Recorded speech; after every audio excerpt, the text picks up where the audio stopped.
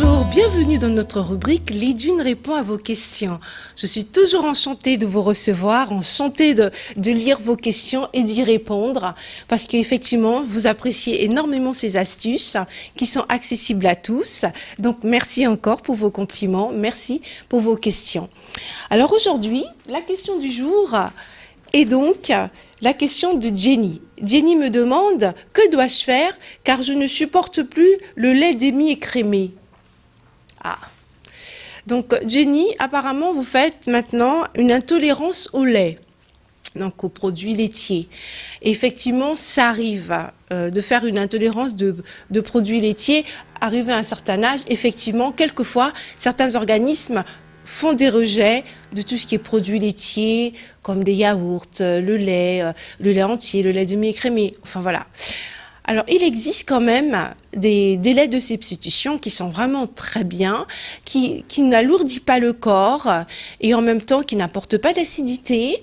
Donc, ce sont des laits qui sont des laits bio. Enfin, moi, je dis bio parce que, bon, en général, on les trouve dans les magasins biologiques ou dans les rayons bio.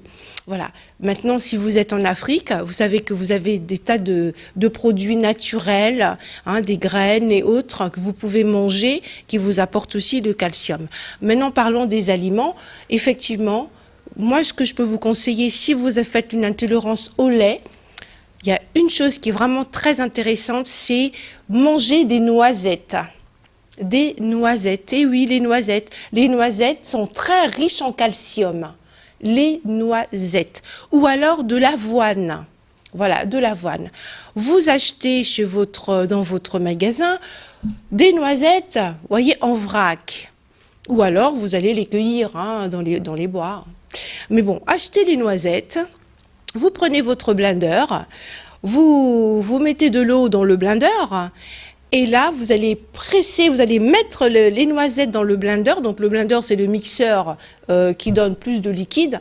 Donc, vous mettez dedans et vous mélangez l'eau et les noisettes. Voilà, par exemple, un verre d'eau, non, 2 verres d'eau, 1 verre de noisettes, par exemple. Voilà.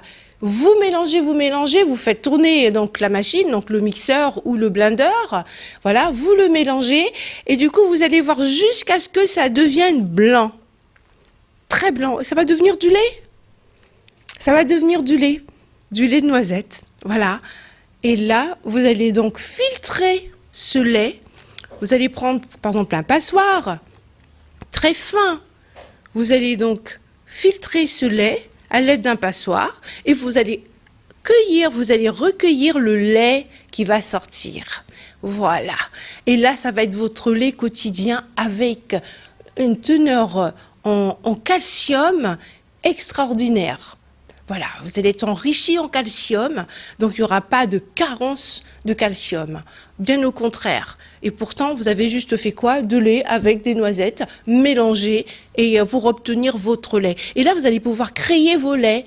Donc, si vous voulez varier les parfums, vous pouvez très bien le faire avec de l'avoine, des graines de l'avoine. Voilà, vous achetez dans tous les supermarchés ou ou dans les magasins bio, enfin bref, ou au marché même. Hein.